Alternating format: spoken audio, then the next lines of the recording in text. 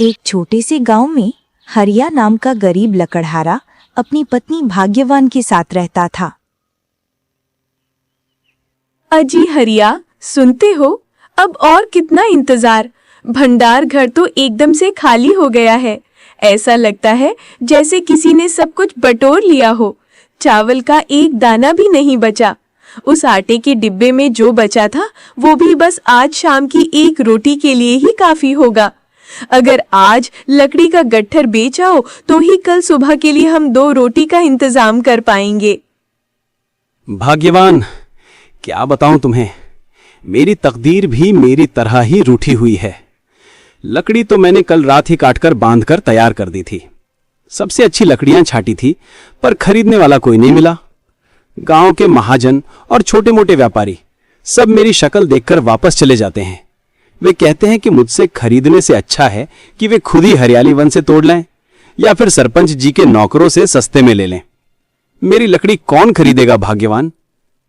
इस लकड़ी के काम से अब दाल रोटी भी मुश्किल है। हर सुबह एक नई चुनौती लेकर आती है और हर शाम एक नई उदासी। लगता है अब कुछ और सोचना पड़ेगा, ऐसे तो हम भूखे मर जाएंगे। पर ये काम तो हमारे पुरखों का है हरिया। तुम्हारे दादा, तुम्हारे पिता, सबने यही काम किया। पीढ़ी दर पीढ़ी यही करते आए हैं। अब अचानक आप कौन सा नया काम शुरू कर लेंगे?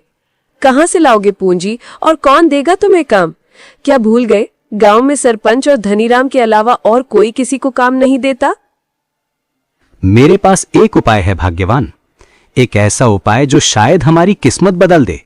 तुम्हें याद है, हमारी शादी से पहले से ही मैं जंगल में जाता था और अपने लिए ज्यादा लकड़ी काटता था ताकि ज्यादा पैसे जमा कर सकूं। मैंने इसे कभी खर्च नहीं किया, इसे कभी छुआ भी नहीं, क्योंकि मेरे मन में बस एक ही ख्वाब था कि शायद किसी दिन मैं ठाकुर धनीराम से हमारी पुरानी खेती जमीन वापस खरीद सकूं। अब लगता है वही समय आ गया है। इस काम में तो बरकत नहीं है। हम खेती शुरू करेंगे, हमारी अपनी जमीन होगी, अपनी फसल होगी। वो जमीन? हरिया, तुम क्या कह रहे हो? वो जमीन जिसके लिए मेरे ससुर जी ने अपना सब कुछ खो दिया था? आपको क्या सच में लगता है कि वो लालची धनीराम, हाँ वो लालची राक्षस, हमें वो जमीन वापस दे देगा? भले ही आप उसे पैसे दें, वो तो तुम्हारी जान भी ले सकता है। पैसे के लिए वो राक्षस कुछ भी करेगा भाग्यवान। वो बहुत लालची है। उसकी लालच ही हमारी ताकत है। अगर मैं उसे उसकी मुंह मांगी कीमत दूंगा तो वो जमीन जरूर लौटाएगा। वो सारी जमीन तो हमारी है, जिस पर उसने वर्षों से अन्यायपूर्वक कब्जा कर रखा है। वो हमारे पुरखों की निशानी है। तुम्हें क्या बताऊं भाग्यवान, उस जमीन के कारण मैंने वर्षों पहले अपने पिता को खो दिया था। मेरे जन्म के तुरंत बाद मेरी माताजी चल बसी थी और पिताजी बिल्कुल अकेले पड़ गए थे। उन्होंने मुझे पाल पोस कर बड़ा किया, लेकिन उस ठाकुर धनीराम के कर्ज के जाल में फंस गए। उस कर्ज की वजह से हमारी सारी जमीन चली गई। एक दिन उन्होंने धनीराम से विनती की कि थोड़ी सी जमीन छोड़ दें ताकि वो खेती करके कर्ज चुका सकें, पर धनीराम ने मना कर दिया। पिताजी टूट गए थे। फिर क्या हुआ था पिताजी के साथ हरिया?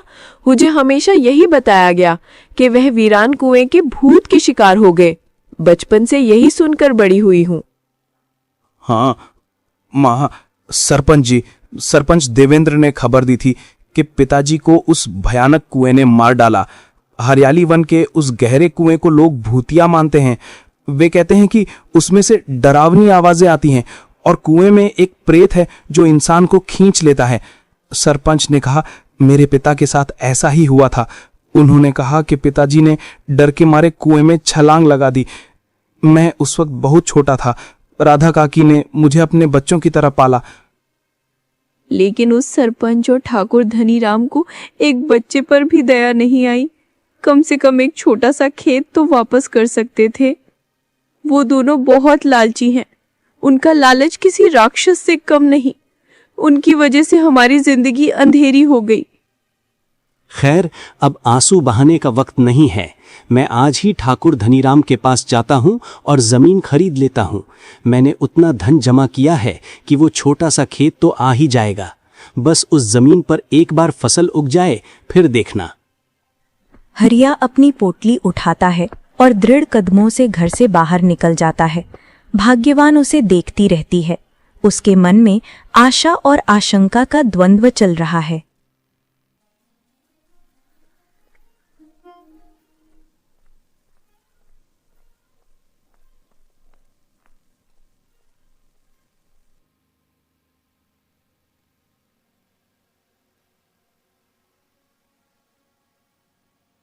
ओहो हरिया, आज मेरे रंग महल कैसे आना हुआ? क्या कुछ खास बात है? वैसे मैं तुम्हें बता दूं, मुझे तुम्हारी घिसी पिटी लकड़ियों की कोई जरूरत नहीं। मेरे नौकर हरियाली वन से रोज बढ़िया लकड़ी लाते हैं और मेरे लिए अब ये सब छोटे मोटे धंधे बेकार हैं। क्या अपनी किस्मत का रोना गाने आए हो? नहीं ठाकुर साहब, मैं लकड़ी बेचने नहीं आया। मैं आपसे एक जरूरी सौदा करने आया हूं। मैं आपसे अपनी पुरानी खेत जमीन खरीदना चाहता हूं। वो जमीन जो मेरे पिता की थी, मैं उसे वापस पाना चाहता हूं। जमीन? हरिया, क्या सुबह सुबह तुम्हारा दिमाग खराब हो गया है? तेरे पास इतना पैसा कहां से आ गया कि तू जमीन खरीद सके? जरा मेरी आंखों में देखकर बोल। देख, मैं सस्ते सौदे नहीं करता। मैं एक एक इंच की कीमत वसूल करता हूं। जमीन तो मैं तुझे दे दूंगा, लेकिन पूरी कीमत वसूल करूंगा, 1 रुपया भी कम नहीं। और मेरी कीमत तो तुझे पता ही होगी। मैं ये धन लेकर आया हूं ठाकुर साहब, आप देख लीजिए, क्या इतने में सौदा हो जाएगा? मैंने वर्षों से ये पैसे इकट्ठे किए हैं। हर एक पाई ईमानदारी की कमाई है। ये मेरी सारी जमा पूंजी है। तू यहां जमीन खरीदने आया है या बाजार से राशन? क्या मजाक कर रहा है? तू इस रद्दी सी पोटली को दिखाकर जमीन चाहता है? इतने कम पैसों में तुझे खेत चाहिए? हरिया, ये तो खेत की चौथाई कीमत भी नहीं है। तेरी औकात इतनी ही है? अब जा यहां से और अपना ये बचत का धन वापस ले जा। मेरे महल में मेरी तौहीन मत कर। ठाकुर साहब, थोड़ी दया तो दिखाइए, मेरी मजबूरी समझिए। ये धन आप रख लीजिए और मुझे खेत दे दीजिए। बाकी का जो धन बचेगा मैं फसल उगाकर कड़ी मेहनत करके आपको लौटा दूंगा। मुझ पर विश्वास कीजिए, मैं आपका एक एक पैसा चुका दूंगा। मैं जी जान लगा दूंगा। बस मुझे खेती करने का एक मौका दे दीजिए। पहले तेरा बाप कर्ज लेकर मरा, उसने भी यही कहा था कि चुका दूंगा। उस वक्त तो वसूलने के लिए हमारे पास जमीन थी, लेकिन अब अगर तू कर्ज लेगा तो तेरा सब कुछ चला जाएगा हरिया। तेरी बीवी को भी मुझे बेचना पड़ सकता है। नहीं नहीं, मैं खूब मेहनत करूंगा, अच्छी फसल उगाऊंगा और आपका कर्ज लौटा दूंगा। मैं अपने पिता जैसा नहीं बनूंगा। मैं अपनी किस्मत खुद लिखूंगा। बस आप मुझे वो खेत दे दीजिए ठाकुर साहब, मैं आपका जीवन भर एहसान मानूंगा। ठीक है, ये धन मुझे दे दे, लेकिन याद रखना, इसके बाद भी बहुत सारा धन है जो तुझे मुझे लौटाना होगा। मैं तुझे खेत दे रहा हूं, लेकिन तू अब मेरा कर्जदार है और मेरा कर्ज ब्याज के साथ बढ़ता है। इस बात को गांठ बांध ले। आपका बहुत बहुत धन्यवाद ठाकुर साहब। आपने मुझ पर जो विश्वास किया है उसे मैं कभी नहीं टूटने दूंगा। मैं आज से ही खेत पर काम शुरू करता हूं। आपको शिकायत का मौका नहीं मिलेगा। हाँ, अब जा यहां से, मुझे और भी जरूरी काम है। और हाँ, अगर कर्ज नहीं चुका पाया तो ये मत सोचना कि मैं दया करूंगा। तेरी ये छोटी सी खुशी ज्यादा दिन नहीं टिकेगी। हरिया तेजी से बाहर निकल जाता है। धनीराम पोटली को देखता है और फिर मंद मंद मुस्कुराता है। उसकी मुस्कान में जीत और षड्यंत्र का भाव है।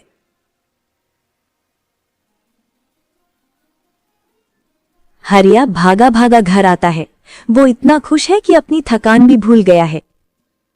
भाग्यवान भाग्यवान, बहुत बहुत मुबारक हो, हमारा सपना सच हो गया।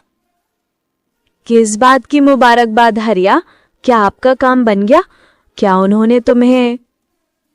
हाँ भाग्यवान, ठाकुर धनीराम मान गया। उसने हमें हमारी जमीन वापस दे दी। अब हम फिर से किसान बनेंगे। क्या क्या आपने उतने पैसों में जमीन खरीद ली? क्या वे पैसे पूरे थे? मुझे विश्वास नहीं हो रहा। मुझे लगा था कि वह तुम्हें धक्के मारकर निकाल देगा। नहीं भाग्यवान, पैसे पूरे नहीं थे। मैंने उन्हें सच सच बता दिया कि मेरे पास यही सब है। पर मैंने किसी तरह ठाकुर को मना लिया। अब हम उनके कर्जदार हैं, पर मैंने सोच लिया है इस बार मैं फसल उगाकर वो कर्जा यूं चुकता कर दूंगा और वो जमीन हमेशा के लिए हमारी हो जाएगी। हरिया, मुझे पता नहीं क्यों पर उस ठाकुर पर मुझे वरा भी भरोसा नहीं है। वो इतना सीधा कैसे हो सकता है? कहीं ये उसकी कोई नई चाल तो नहीं? मुझे उनके साई से भी डर लगता है। अरे तुम जरूरत से ज्यादा सोच रही हो भाग्यवान, ऐसा कुछ नहीं है। वो क्या चाल चलेगा भला? आधे पैसे तो वो ले चुका है और बाकी के मैं उसे लौटा दूंगा। सीधी बात है, इसमें इतना क्यों सोचना? तुम बेकार में मन में डर बिठा रही हो। अगर आप कहते हैं तो मैं मान लेती हूँ, पर मेरा मन गवाही नहीं दे रहा। उस जमीन से हमारा सारा सुख चैन छिन गया था और अब वो इतनी आसानी से वापस मिल गई। मुझे अभी भी उस पर विश्वास नहीं है। तुम अपना ध्यान रखना। चलो ठीक है, तुम घर का काम देखो और मेरी चिंता छोड़ो। मैं खेत जा रहा हूं। मैंने कुछ गेहूं के बीज बचा कर रखे हैं। आज से ही बुआई शुरू करूंगा। जितनी जल्दी फसल उतनी जल्दी कर्ज से आजादी। तेजी से खेत की ओर चला जाता है। वो उत्साहित है और उसके चेहरे पर एक नई आशा है। हरिया खेत में कड़ी मेहनत कर रहा है। वो मिट्टी को तैयार कर रहा है, खरपतवार हटा रहा है। उसका शरीर भले ही थक गया हो, पर उसका मन उत्साह से भरा है।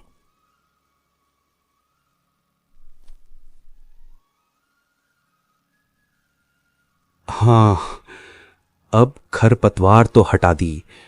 अब इस जमीन को अच्छे से जोतता हूं और बीज डाल देता हूं। जितनी जल्दी फसल उगेगी उतनी जल्दी मैं ठाकुर का कर्ज उतार पाऊंगा।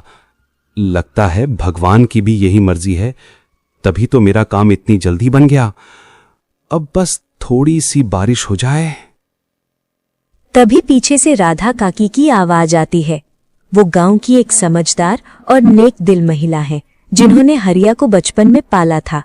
उनके चेहरे पर स्नेह है, पर उनकी आंखों में गहरी चिंता है। अरे हरिया, तू इस खेत में क्या कर रहा है? यहाँ से बाहर आ जा, नहीं तो सरपंच और ठाकुर बहुत बवाल करेंगे। कहीं ये उनकी कोई नई चाल तो नहीं? अरे काकी, अब डरने की कोई बात नहीं। मैंने ये खेत खरीद लिया है। आज मैं बीज बोने आया हूं। तेरे पास इतने पैसे कहाँ से आए जो तूने एक खेत खरीद लिया? वो धनीराम, वो तो अपनी मर्जी के बिना एक पत्ता भी नहीं हिलने देता। बरसों से जो धन जमा किया था काकी, उसी से खरीदा। लेकिन वो धन पूरा नहीं था, इसलिए अभी ठाकुर का कर्ज मुझ पर बाकी है। मैं बहुत जल्द उसे भी लौटा दूंगा, इसीलिए जल्दी जल्दी काम कर रहा हूं। बेटा हरिया, वर्षों पहले तेरे पिता ने भी ऐसा ही कर्ज लिया था।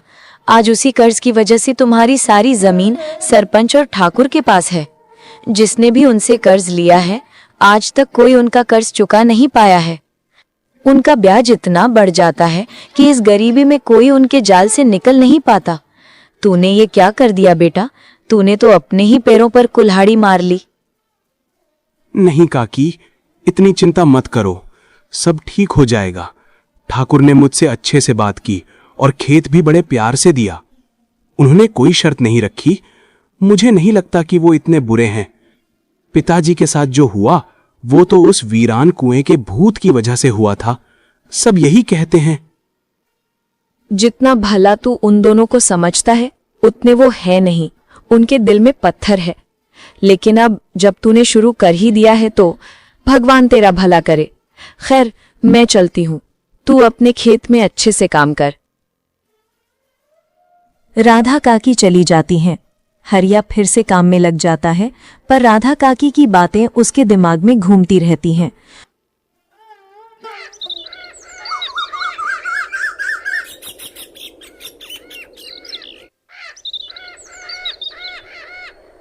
हरिया घर लौट रहा होता है, तभी सामने से सरपंच देवेंद्र आ जाता है। सरपंच का चेहरा हमेशा क्रोधी और संकीर्ण रहता है। वो हरिया को देखकर रुक जाता है। अरे हरिया, कहाँ जा रहा है झूमता हुआ? और बहुत खुश लग रहा है। इतनी खुशी किस बात की है? प्रणाम सरपंच जी, मैं बस अपने खेत जा रहा हूँ। आज गेहूं की फसल बोकर आया हूँ। अब हमारे अच्छे दिन आएंगे। तेरा खेत? तेरे पास तो कोई खेत नहीं है। तेरी सारी जमीन तो मेरे और ठाकुर धनीराम के पास है। तू किस खेत की बात कर रहा है? मैंने ठाकुर जी से खेत खरीदा है, बस उसी में फसल लगाई है। हाँ, थोड़ा सा कर्ज चुकाना है बस, उसके बाद वो जमीन मेरी हो जाएगी। धनीराम की बुद्धि घास चरने गई है क्या? वो गांव वालों को उनकी जमीन वापस करने लगा है। उसकी तो खबर लेनी पड़ेगी। वो ऐसा कैसे कर सकता है? उसकी वजह से हमारी सारी कमाई खत्म हो जाएगी। मुखिया जी, सरपंच जी, क्या सोच रहे हैं? नहीं नहीं, मुझे कुछ जरूरी काम याद आ गया। तू घर जा, मैं चलता हूं। और हां, बिना पूछे कोई काम मत किया कर। सरपंच तेजी से ठाकुर धनीराम के रंग महल की ओर जाता है। अरे ठाकुर, तेरी बुद्धि ठिकाने पर है या नहीं? तूने हरिया को उसका खेत वापस क्यों दे दिया? तूने एक बार भी मुझसे नहीं पूछा। क्या दोस्ती खत्म हो गई हमारी? मेरे जिगरी दोस्त, क्यों बहकी बहकी बातें कर रहा है? तुम्हें मुझ पर भरोसा नहीं है क्या? गांव वालों को मैं उनकी जमीन मुफ्त में थोड़ी ना लौटा दूंगा। तुम मुझे इतना मूर्ख समझते हो? हरिया थोड़ा धन लाया था, मैंने उसका धन भी रख लिया और उसका मन भी रख लिया। मैंने उसे झूठी उम्मीद दी है। क्या मतलब? मैं कुछ समझा नहीं। क्या कह रहा है तू? साफ साफ बता ठाकुर। अरे, उसका धन भी हमारा हो गया और थोड़े दिन में जमीन भी वापस हमारी हो जाएगी। उस पर अभी भी मेरा कर्ज बहुत है। ब्याज दर इतनी ऊंची रखी है मैंने कि वो अपनी पूरी फसल भी बेच दे तो कर्ज नहीं चुका पाएगा।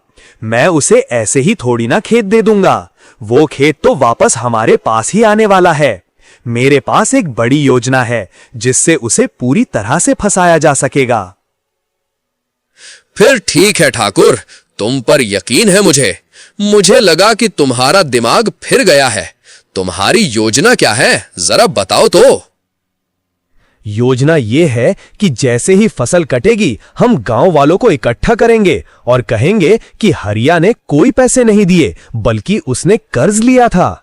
हम उससे उसकी पूरी फसल छीन लेंगे और उसे इतना अपमानित करेंगे कि वो गांव छोड़कर भाग जाए और फिर उसकी बीवी भाग्यवान वो भी हमारी हो जाएगी। वो तो बहुत सुंदर है। हाँ, ये हुई ना बात। मैं चलता हूं ठाकुर। इस योजना में मेरा पूरा साथ रहेगा। अब हमें बस फसल के तैयार होने का इंतजार करना है। दोनों जोर से हंसते हैं। लालच के उस रंग महल में दो दुष्टों ने मिलकर एक मासूम और मेहनती किसान के खिलाफ सबसे घिनौनी साजिश रच डाली थी। हरिया तो उम्मीद की फसल बो रहा था, पर उन दोनों को बस उसका पतन देखना था। उन्हें नहीं पता था कि भाग्यवान का समर्पण और हरिया का संकल्प इस साजिश को हमेशा के लिए दफन कर देगा।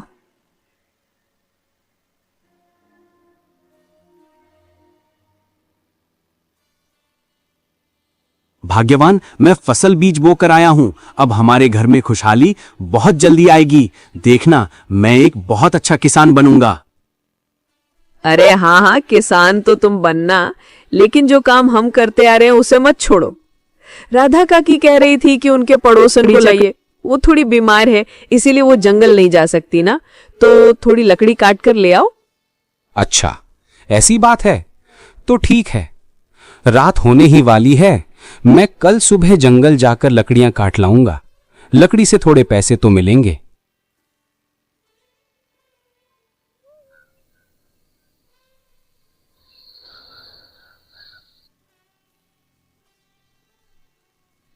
कुछ दिन बीतते हैं। हरिया की मेहनत रंग लाती है। उसके खेत में हरी भरी फसल लहराने लगती है।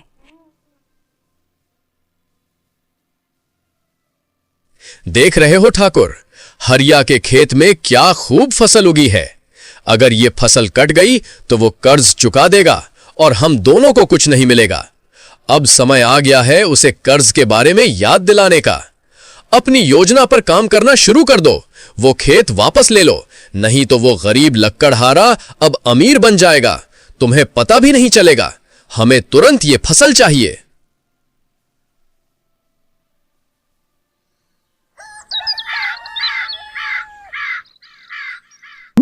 ठाकुर धनीराम और सरपंच देवेंद्र गांव वालों को इकट्ठा करके हरिया के घर के बाहर आते हैं। माहौल तनावपूर्ण हो जाता है। सुनो सुनो सुनो गांव वालों, धोखे की कहानी सुनो। आज मैं तुम्हें बताता हूं कि ये हरिया कितना बड़ा चोर है। क्या हो गया ठाकुर जी? सरपंच जी, आप दोनों हरिया के घर के बाहर क्यों चिल्ला रहे हैं? क्या हुआ? अरे राधा बहन, तुम्हें क्या बताएं, ये हरिया तो इतना बड़ा धोखेबाज निकला। हमारी इजाजत के बिना हमारे खेत पर फसल बो डाई। ऊपर से ये हमारा कर्जदार भी है। इसने हमसे पैसे उधार लिए थे और अब ये हमें ही धोखा दे रहा है। अरे सरपंच जी, आप ये कैसी बातें कर रहे हैं? मैंने आपको पैसे दिए थे और बाकी के पैसे देने वाला हूं। मेरी और ठाकुर जी की बात हुई थी। कितना झूठा इंसान है तू। कोई गवाह है तेरे पास? तूने पैसे दिए नहीं, तूने तो उस दिन मुझसे पैसे उधार लिए थे, क्योंकि तेरे घर में खाने को कुछ नहीं बचा था। और इतना सारा कर्ज लेकर तू मेरे ही खेत पर फसल बो रहा है। वो खेत हमारा है और वो फसल भी। गांव वालों के सामने झूठी कहानी बना रहा है कि तूने खेत खरीदा है। तू तो ठाकुर से पैसे उधार लेकर आया था, क्योंकि तेरी बीवी भूठी थी। तुझे वो पैसे लौटाने होंगे और ब्याज इतना हो गया है कि तू अब कभी नहीं चुका पाएगा। ठाकुर जी, आप क्या कहानी बना रहे हैं? मैंने आपसे कब पैसे लिए? मैं तो आपको खेत के पैसे देकर आया था। हमारी बात हुई थी कि फसल उगने के बाद मैं सारा कर्जा वापस कर दूंगा। आप झूठ बोल रहे हैं। देखो देखो, यह कितना झूठ बोल रहा है। गांव के एक इज्जतदार आदमी को झूठा ठहराने की कोशिश कर रहा है। गांव वालों, इसे खूब मारो, ये चोर है। नहीं नहीं, मेरे पति को छोड़ दो, ऐसा मत करो। तुम अपना खेत रख लो और हम तुम्हारा कर्ज भी लौटा देंगे। मैं हाथ जोड़ती हूँ। लेकिन भाग्यवान, मैंने कोई पैसे नहीं लिए हैं। मैं बेकसूर हूं। भगवान के लिए आप अभी चुप हो जाइए हरिया। ये सब उनकी चाल है। अगर आप बोलोगे तो ये आपकी जान ले लेंगे। तो तुम अपने पति का कर्ज चुकाओगी? ठीक है, तुम्हें मौका देते हैं। तुम मेरे और सरपंच के घर नौकरानी बनोगी, घर का सारा काम करोगी, साफ सफाई करोगी, हमारे लिए खाना बनाओगी, और ये सब काम हो जाए तभी तुम घर लौटोगी और तुम्हें शिकायत का मौका नहीं मिलेगा। हाँ, मुझे सब मंजूर है। मैं ये सब करूंगी, पर मेरे पति पर कोई अत्याचार मत करना। उन्हें छोड़ दो। मैं आपके घर काम करके आपका कर्ज चुका दूंगी। मेरे पति को छोड़ दो। हा हा हा हा, देख लिया हरिया, कर्ज लेने का नतीजा। अब तेरी बीवी हमारी गुलाम बनेगी। तेरी मर्दानगी कहां गई? ठाकुर और सरपंच गांव वालों के सामने हरिया और भाग्यवान को अपमानित करके चले जाते हैं। गांव वाले उदास हैं, पर कोई कुछ बोल नहीं पाता।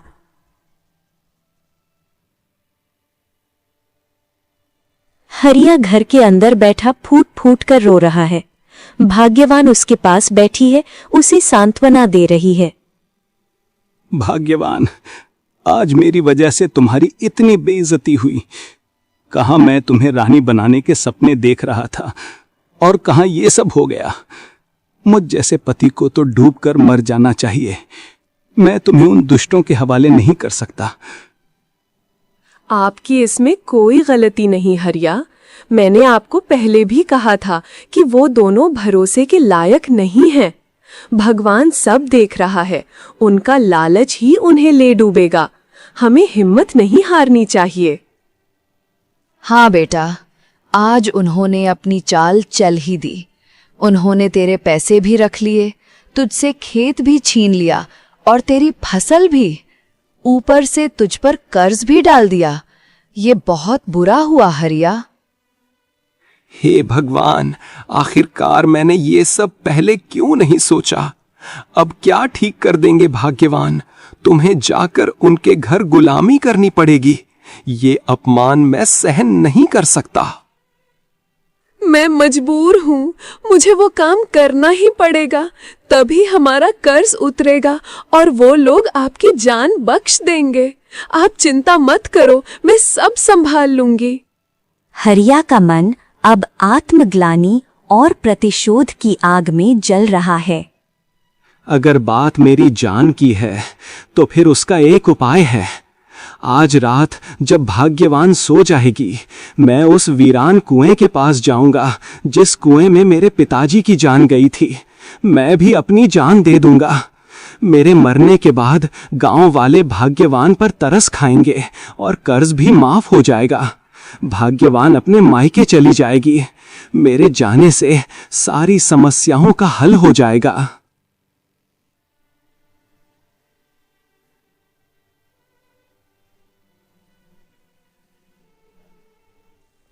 रात होती है। भाग्यवान के सोते ही हरिया दबे पांव घर से निकलता है और हरियाली वन में वीरान कोप की ओर चला जाता है। हरिया उस भयानक कुएं के किनारे खड़ा है। कुएं से एक अजीब ठंडी हवा आ रही है। जीते जी मैं पिताजी के साथ तो नहीं रह पाया, लेकिन अब हमारी मृत्यु एक ही जगह पर होगी। मरने के बाद हम दोनों साथ रहेंगे। जब तक मैं जिंदा रहूंगा, भाग्यवान मेरी वजह से उन दुष्टों की गुलामी करती रहेगी। ये मेरे लिए असहनीय है। वीरान कुएं, आज मुझे भी खा ले। मुझे अब ये जीवन नहीं चाहिए। मैं थक गया हूं गरीबी और कर्ज के बोझ से। और मुझे मुक्ति दे दे।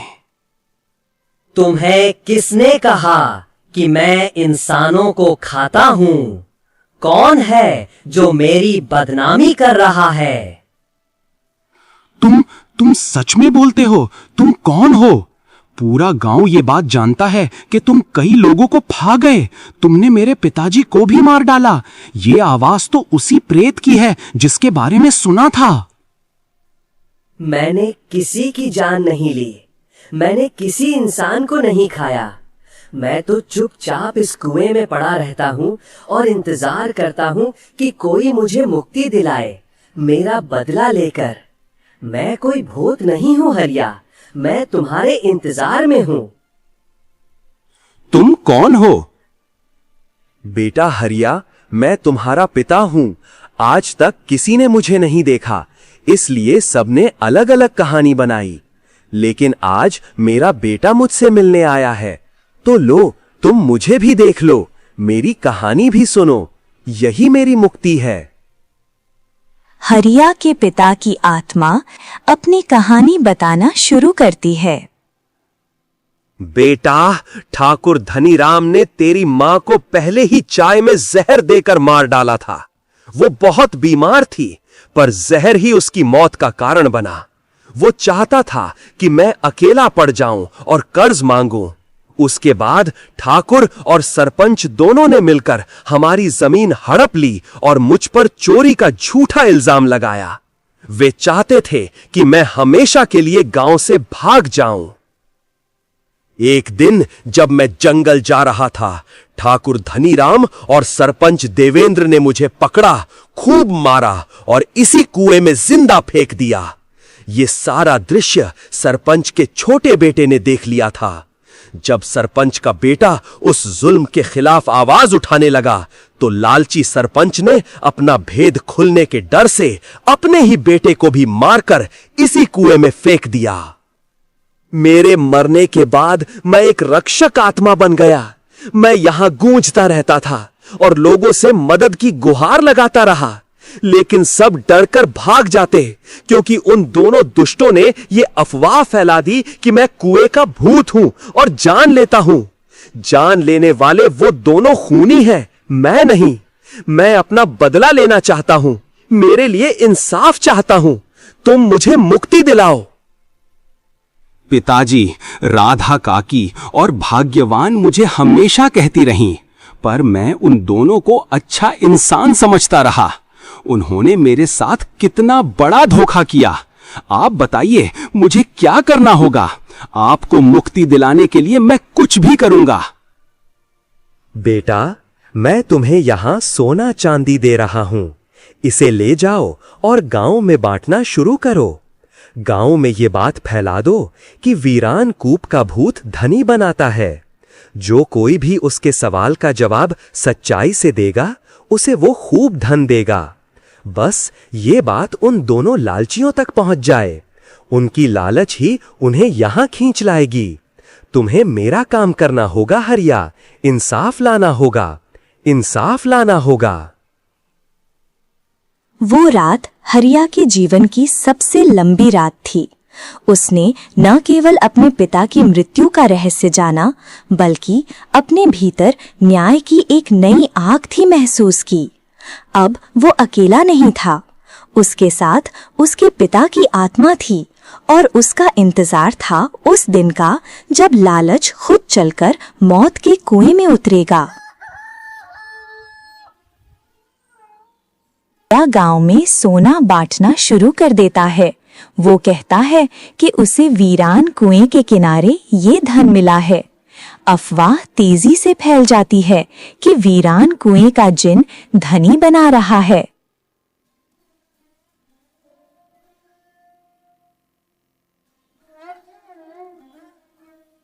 ठाकुर, हमें आज रात ही वीरान कुएं के पास जाना होगा।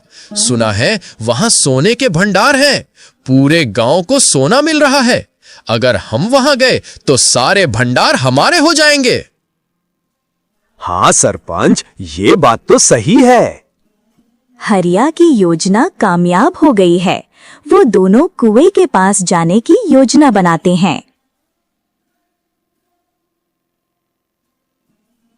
भाग्यवान ठाकुर और सरपंच तक खबर पहुंच गई है। रात होते ही वो दोनों वहां जरूर जाएंगे। हम गांव वालों को बता देते हैं और कुएं के पास इकट्ठा होने के लिए कह देते हैं। आज इन दोनों की असलियत सब देखेंगे। हरिया ने जब से मुझे सब सच बताया है, तब से मेरी नफरत उन दोनों के लिए और भी बढ़ गई है।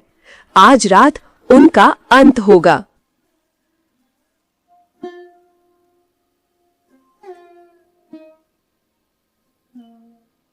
रात होती है। सरपंच और ठाकुर लालच में भरकर कुएं के पास पहुंचते हैं। कुएं, अपना सवाल पूछ और हमें धनवान बना। हम तैयार हैं। हाँ हाँ जरूर, लेकिन सवाल थोड़ा मुश्किल है और अगर तुमने सही जवाब नहीं दिया तो मैं तुम्हें खा जाऊंगा। क्या तुम अपनी जान जोखिम में डालने को तैयार हो? हाँ हाँ, पूछो पूछो। हम झूठ क्यों कहेंगे? तुम तो हमें धन देने वाले हो। हमें कोई डर नहीं है। सालों पहले एक लकड़हारे को तुमने यहां मारकर फेंका था। क्यों? क्या लालच था तुम्हारा? अरे तुझसे क्या छुपाना। हाँ, ये बात सच है। हमें उसकी जमीन चाहिए थी, इसलिए हमने षड्यंत्र रचा, उसे फंसाया और उसके बाद उसे मारकर इस कुएं में फेंक दिया। हम तो बस जमीन लेना चाहते थे। हमें अब सोना चाहिए। और सरपंच के बेटे को भी तुमने ही मारा था, बताओ। हाँ, उसने सब देख लिया था। वो पूरे गांव को सच्चाई बता देता कि हम खूनी हैं और गांव वालों से उनकी सारी जमीन हड़पना चाहते हैं। इसलिए मैंने उसे भी मार डाला। वो हमारा भेद खोल देता। अब हमें सोना दो। सुन लो गांव वालों, दो खूनी आज अपना गुनाह कबूल कर रहे हैं। जिसकी आवाज कुएं से आती है वो कोई भूत नहीं, वो मेरे पिता हैं। गांव वालों, इस कुएं में कोई भूत नहीं। इस कुएं में मुझे मारकर फेंका गया था। इन दोनों ने मुझे मारा था और मेरी पत्नी को भी गुलाम बनाया। तुम सब की जमीन इन लोगों ने धोखे से छीन ली। आज इनकी सजा होगी। गांव वाले क्रोधित हो उठते हैं। अब इन दोनों को हमें सजा देनी होगी। इन दोनों की सजा यही है कि इसी कुएं में इन्हें भी धकेल दिया जाए। इन जालिमों का यही अंत है। गांव वालों, क्या यही हमारा फैसला है? पूरी भीड़ एक साथ चिल्लाती है, हाँ, यही फैसला है। अगर तुमने यही तय किया है तो फिर इसके गंदे खून से अपने हाथ मत रंगो। ये काम मैं ही कर दूंगा, मुझे मुक्ति भी मिल जाएगी। लेकिन उससे पहले मैं पूरे गांव वालों को धनवान बनाना चाहता हूं। इस कुएं के आसपास की जमीन तुम लोग जब खोदोगे तो यहां तुम्हें भर भर कर सोना मिलेगा। सरपंच और ठाकुर को वीरान कुआं अंदर खींच लेता है। दोनों का अंत हो जाता है। कुएं से एक भयानक चीख निकलती है और फिर सब शांत हो जाता है।